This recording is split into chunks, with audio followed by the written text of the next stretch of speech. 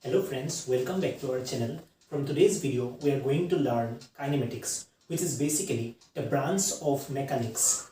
We know there are two parts of mechanics, that is the first part is kinematics and the second part is dynamics. Kinematics is basically the study of motion of objects without considering the cause of the motion.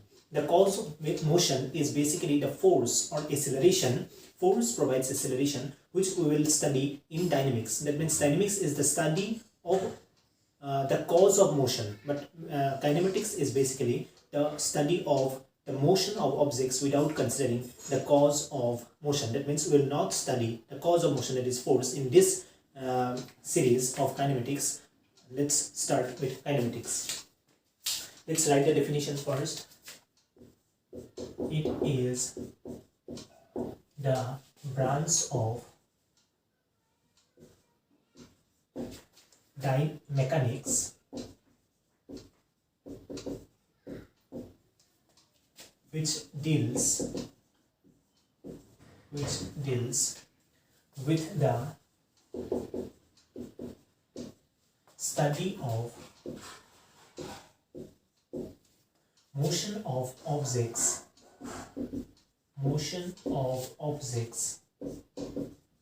such as cars, trucks, bikes, etc., or blocks, wooden block, with the study of motion of objects without considering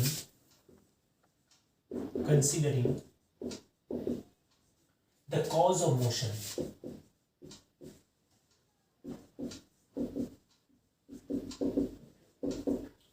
Now the cause of motion is basically force, which we'll study in dynamics part of mechanics later on. Now, to study kinematics, that is motion of objects, we have several parameters.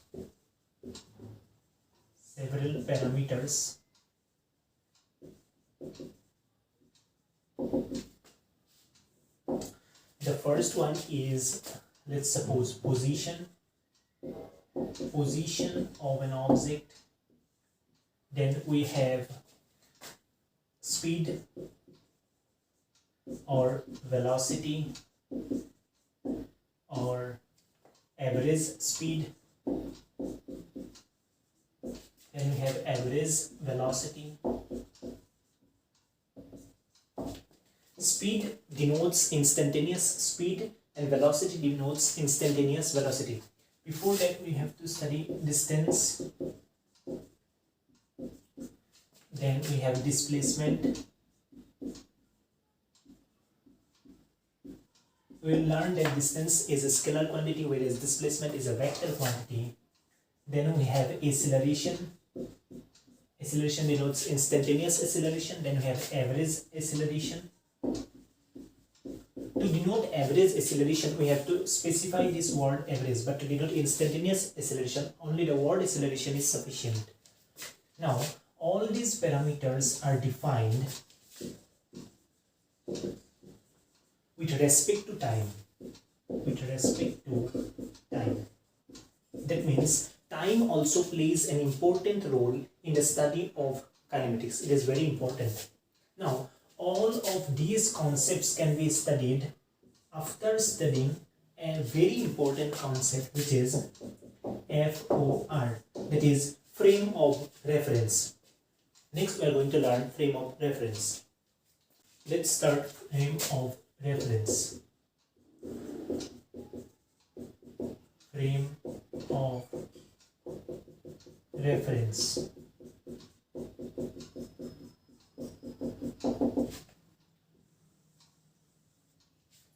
Now, frame of reference is basically the place or the point from where we observe a situation or from where an observation is made. That means, let us suppose the situation is a train is moving.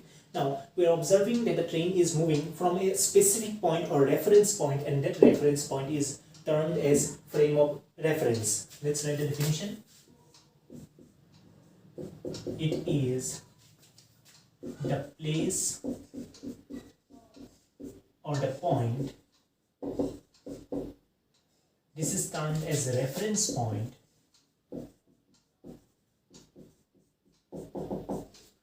somewhere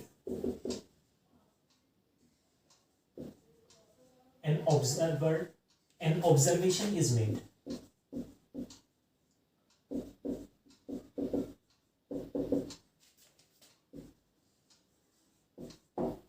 It means we assume that an observer is standing at this reference point or frame of reference and observing a situation. Let us suppose we have this train compartment. Here we have another compartment. Let this train be moving in this direction. Then we can assume a frame of reference in this pole. Suppose this is a pole which is situated in the ground. This is the railway track. We can have frame of reference in this point also, in this pole also, or we can take frame of reference in this moving compartment also. That means it is not a rule to assume frame of reference at a specific point only. There is no rule or restriction that we can make choice of frame of reference. We can choose any point as our frame of reference according to our convention. Suppose we have to study the motion of this human inside this compartment. Suppose this compartment is moving in this direction, and inside this compartment the person is moving in this direction. So to study the speed, velocity, acceleration, all these concepts of this human, we require a reference point. Then if we take the reference point in ground, then we have to solve the concepts while using two concepts, that is the motion of this person inside the train in this direction and the motion of the train in this direction. But if we take the reference point in this compartment only, suppose this is the observer or this is the reference point which is sitting in this compartment and observing the motion of this person in this direction, then it is easier because it is relative. Now, one thing we should note that when we observe a frame of, when we make a frame of reference, that means when we assume a specific point or reference point as the frame of reference, we assume that the velocity of that point is 0. That means we can write, when we assume a point which is the reference point as a frame of reference, we assume that the velocity of that point is 0 vector. We are writing 0 vector because velocity is a vector quantity, and further observation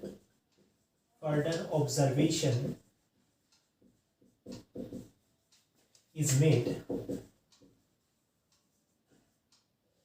with respect to this point, thinking that the velocity of this specific point is 0 vector, although it may be moving. Now in this way we can understand the frame of reference. We will get to know more detailed information about the frame of reference while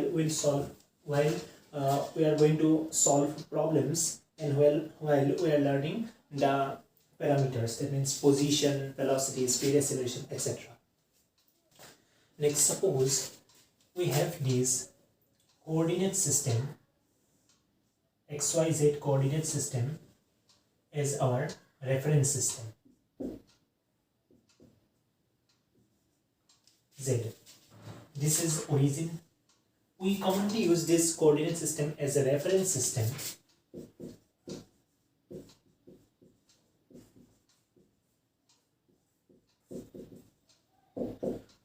We can take any point as our reference point. Suppose we can take this point as our reference point, or we can take, suppose this is x equal to 1 meter and this point is our reference point. We can take any point as our reference point in this coordinate system, and this reference system involves time also as an important component. It means this This reference system involves the coordinate system plus time. It is an important concept because we are going to observe many situations using this reference system, that means coordinate system plus time. Now let's study position.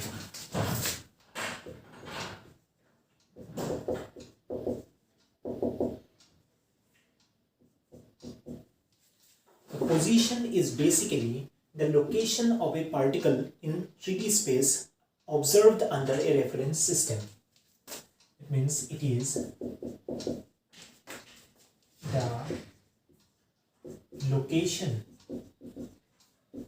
of a particle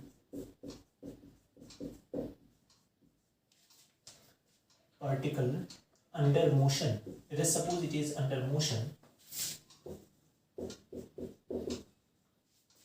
Location of a particle under motion observed or made from a reference point, and this reference point is basically the frame of reference. Now we should note that position is a vector quantity.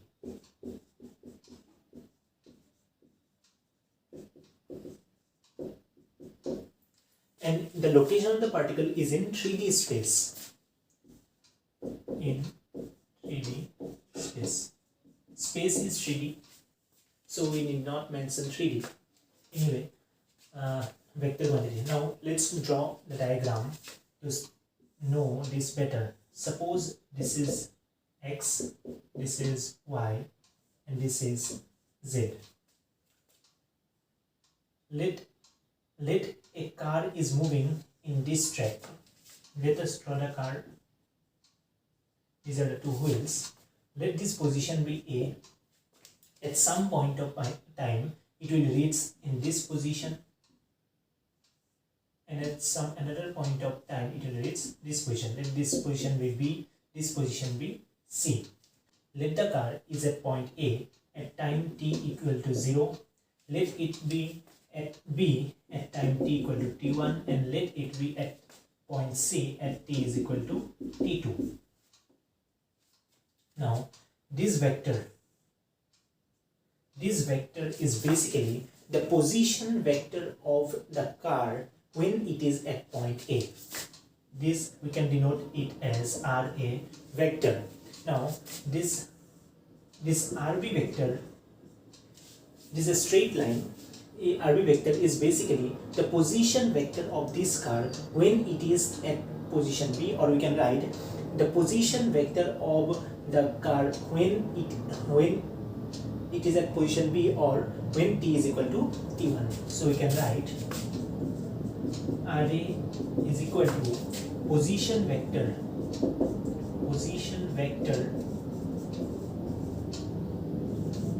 of the car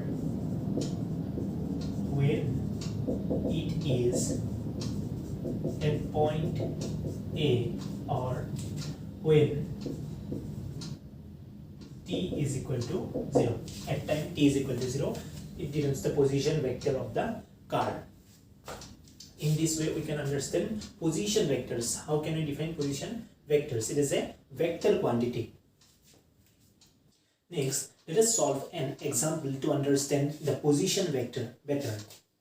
Suppose in this example, this is north direction, this is east direction. We are given in the question to assume east direction as x-axis and to assume north direction as y-axis.